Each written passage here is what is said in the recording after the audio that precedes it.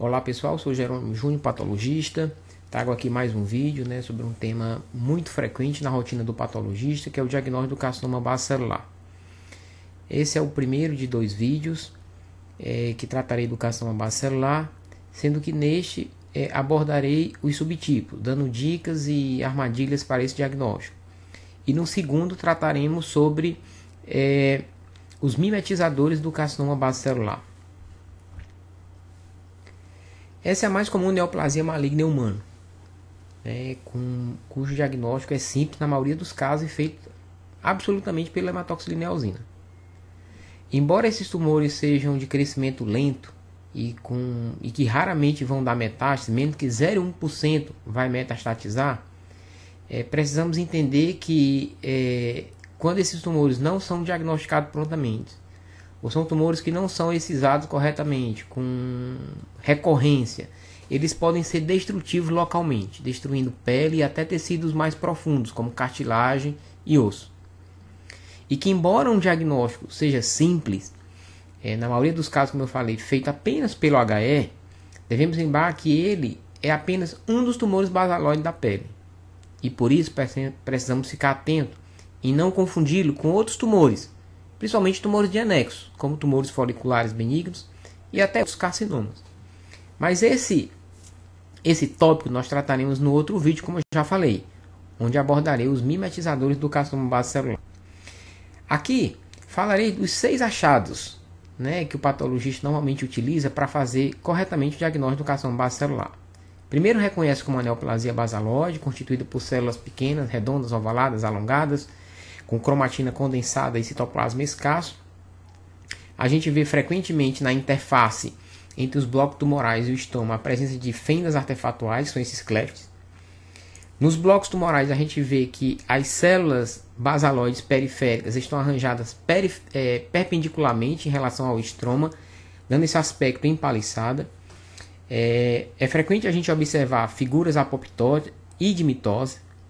E também essas alterações estromais, que são a presença de um estroma mixoide, com esse aspecto azulado pela presença de mucina.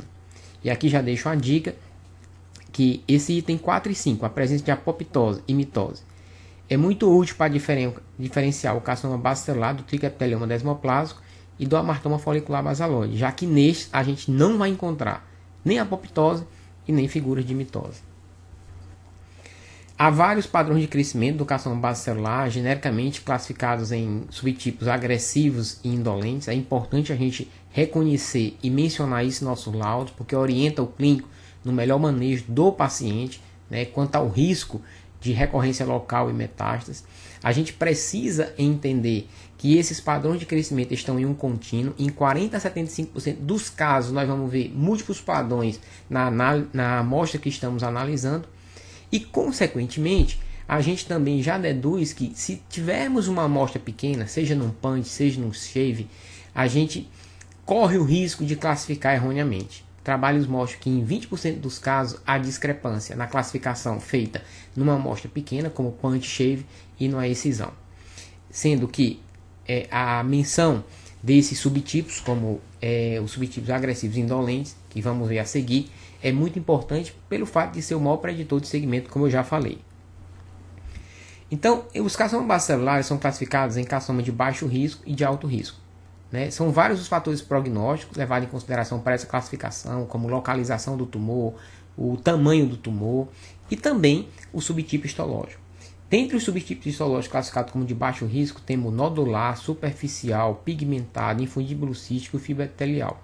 E dentre os de alto risco, nós temos os carcinoma basoescamoso, esclerodermiforme, infiltrante, sarcomatoide e micronodular. Vamos agora conhecer um pouquinho e falar um pouquinho sobre esses subtipos. O carcinoma base celular nodular é o mais comum, presente principalmente na cabeça e pescoço, como nódulo ou placa perlácea, com telangiectasia, podendo ou não ter um componente cístico, como vemos aqui, uma lesão nodular. Microscopicamente, a gente vê um grande nódulo ocupando a derme, que embora nessa amostra aqui a margem esteja comprometida, mas essas lesões são bem definidas clinicamente com relação à sua borda, e isso facilita a excisão completa já de primeira mão. Microscopicamente, a gente vê o aspecto com os achados já citados anteriormente, né? Células basaloides pequenas, redondas, ovaladas, e vejam que na periferia essas células se dispõem perpendicularmente com esse aspecto empaliçada. Observe aqui no bloco central acima a gente tem essa fenda artefatual na interface do bloco com o estroma, e esse aspecto mixoide do estroma, né, um pouco azulado pela presença de mucina. São achados importantes para o diagnóstico correto. O carcinoma bacelar superficial é um outro subtipo que se apresenta clinicamente com uma lesão costosa ou avermelhada plana. É mais frequente no tronco que os outros subtipos e tem uma alta taxa de excisão incompleta e recorrência local. Microscopicamente, a gente consegue entender o porquê. Esse é o aspecto microscópico característico, né? Esse aspecto multifocal, onde a gente vê uma neoplasia conectada à epiderme e ocupando a derme papilar. A gente vê que esses blocos não descem mais do que 1 milímetro, ficam mais confinados à derme papilar. E esse aspecto multifocal. Essas lesões clinicamente são lesões pouco definidas, o que explicam uma maior taxa de recorrência, né? Esse é o aspecto em maior detalhe, onde a gente vê a neoplasia, né, basaloide, conectada à epiderme, a paliçada periférica aqui embaixo, bem característico, e essa resposta estromal com células inflamatórias e esse aspecto mixoide do estroma. Dois pontos importantes vale a pena ser mencionado no que diz respeito ao carcinoma bacelar superficial. Primeiro, que esses tumores mostram mais frequentemente áreas de regressão. O que é isso? É a substituição desses blocos neoplásicos por áreas de fibrose, infiltrado inflamatório e melanófagos. E é importante a gente reconhecer isso, principalmente quando a gente recebe um caso vindo de alguém experiente que diz assim, a hipótese é um carcinoma bacelar, e você vê uma área de regressão. Isso deve conduzir você a pedir novos aprofundados, novas lâminas, para que você consiga detectar. E caso após múltiplas secções você não encontre o carcinoma bacelar, você deve mencionar que provavelmente você está diante de áreas de regressão de um carcinoma bacelar. E um outro ponto importante é que no lugar desses blocos a gente pode ver espaços vazios, onde o bloco neoplásico foi destacado. E como eu vou reconhecer? Fique atento para as alterações estromais. A presença de um estroma mixoide, de um infiltrado inflamatório, pode ser uma pista de que ali já esteve um carcinoma bacelar. Aqui um artigo interessante mostrando justamente quais são as dicas que o patologista deve estar atento quando se tem uma forte suspeita de um carcinoma bacelar, e no primeiro slide você não tem um diagnóstico. Aqui eles mostraram justamente que a presença de fibrose, atipias epidérmicas, a presença de espaços vazios na dermis, a ausência de epiderme, são achados que devem colocar o patologista atento, que uma vez presente, solicitar novos cortes, novos níveis, para se ter um diagnóstico apropriado. O carcinoma bacelar micronodular é um subtipo de alto risco, como eu falei. São lesões clinicamente pouco definidas, elevada ou plana, mais na cabeça e pescoço, e com maior taxa de recorrência. E aqui um aspecto microscópico interessante, que é esse aspecto em satélite, que são micronódulos separados um do outro por uma derme normal. E isso ajuda a distinguir do nodular, né? Esse aspecto em satélite separado por derme normal. Vejam aqui em maior detalhe, né? Uma faixa aqui de derme normal entre os micronódulos. E aqui o detalhe de blocos basaloides atípicos, né? Infiltrando a derme dentro desse micronódulo. E essa resposta inflamatória neste caso. O infiltrativo se apresenta clinicamente como lesões tipo cicatriz no tronco superior e cabeça e pescoço, de pessoas até mais jovens, a média aí menos de 35 anos.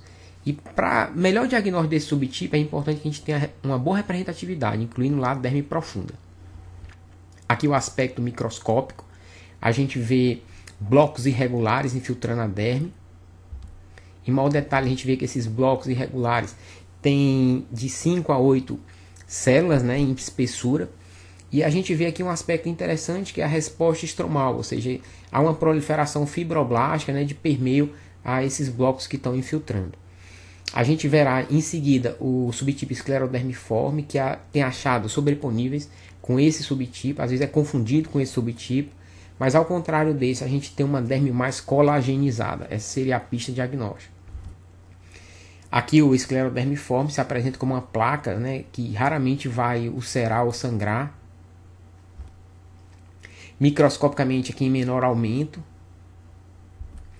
Vejam que os blocos, os cordões são mais delgados, né, de 1 a 5 células em espessura. E veja o detalhe do estroma em torno desses blocos. É um estroma mais colagenizado, com fibra mais espessa, mais colagenizada.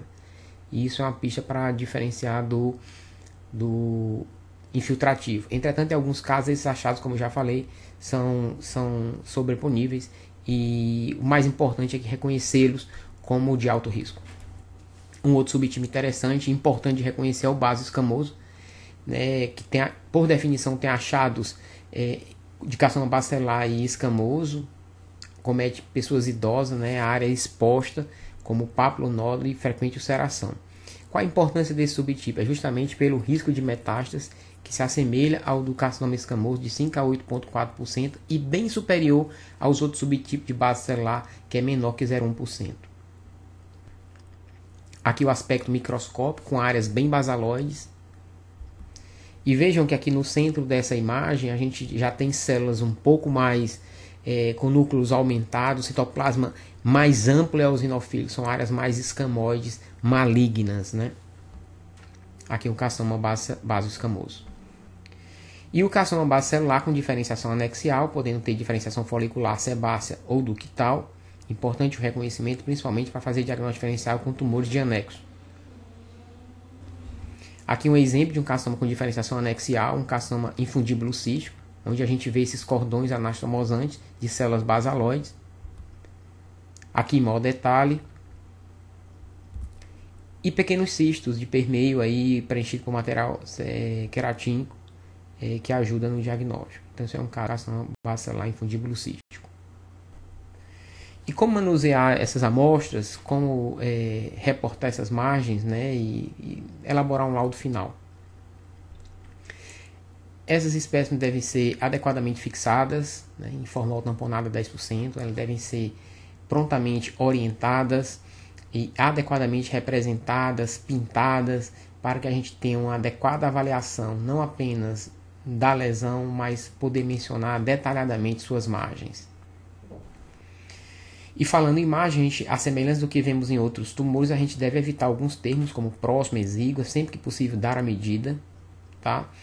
Quando essas margens forem pequenas, né, menor que 1 milímetro para um base nodular circunscrito ou para outros subtipos de 1,5, né, por subtipos mais infiltrativos de alto risco, a gente precisa primeiro aprofundar. Sempre que a gente tiver uma margem muito próxima, aprofundar. Porque muitas vezes nesse aprofundado a gente vai revelar o comprometimento da margem. E quando se persiste uma margem muito pequena, né, aí no caso, por exemplo, menos do que 0,5 milímetro, a gente primeiro precisa aprofundar. Isso é regra. Mas permanecendo essa margem, é aconselhável que se faça um comentário, justamente expondo essa incerteza da excisão completa. Por que isso? Porque alguns trabalhos mostram que, por exemplo, para tumores bem circunscritos, menores que 2 milímetros, uma margem de 0,4 a 0,5 centímetros tem um clearance histológico de 95%. O que é que significa isso? Que acima de 4% há extensão subclínica, né? Então, por isso que, embora alguns trabalhos a gente veja que sugira que uma margem de 3 milímetros seja suficiente para a abordagem desses carcinomas, muitos outros abordam que não menos que 5 milímetros seria o ideal. E apenas lembrando que, como sabemos, uma margem patológica positiva não significa recorrência local em todos os casos. A taxa de recorrência média é de 27% nos casos que tem margem patológica positiva. A maioria dos casos é diagnosticado pelo HE, como eu falei. Entretanto, em alguns casos a gente tem que lançar a mão da imunistoquímica, principalmente diagnóstico diferencial com outros tumores basaloides, né? Veremos isso em maior detalhe no segundo vídeo. Entretanto, apenas aqui para mencionar que as células basaloides do carcinoma bacelar guardam semelhança de expressão com as células foliculares germinativas, no que diz respeito à citoceratina. Expressão de citoceratina 14, 5, 6, elas são difusamente positivas para P63 e BRP4 e negativas para CK20. E os carcinomas bacelar, como sabemos, são negativos para o CEA e EMA. Aqui apenas um recado final, como reportar, como laudar os carcinomas bacelar. Embora pareça um assunto extremamente simples, mas esses trabalhos mostram que a maioria dos laudos do carcinoma bacelar faltam informações importantes. Aqui eles citam os tópicos importantes que poderiam estar presentes em nosso laudo, como subtipo, profundidade de invasão, margem de excisão, invasão linfovascular, invasão perineural. E aqui uma sugestão de leitura, né, que vocês busquem esse guidelinezinho na internet do Royal College of Pathologists, onde ele cita justamente todos esses tópicos que devem estar presentes em nosso laudo, dando assim para cada um uma explicação de como mensurá-los, né? Fica aí a dica. Assim eu termino o meu vídeo, espero que tenham gostado, até o próximo.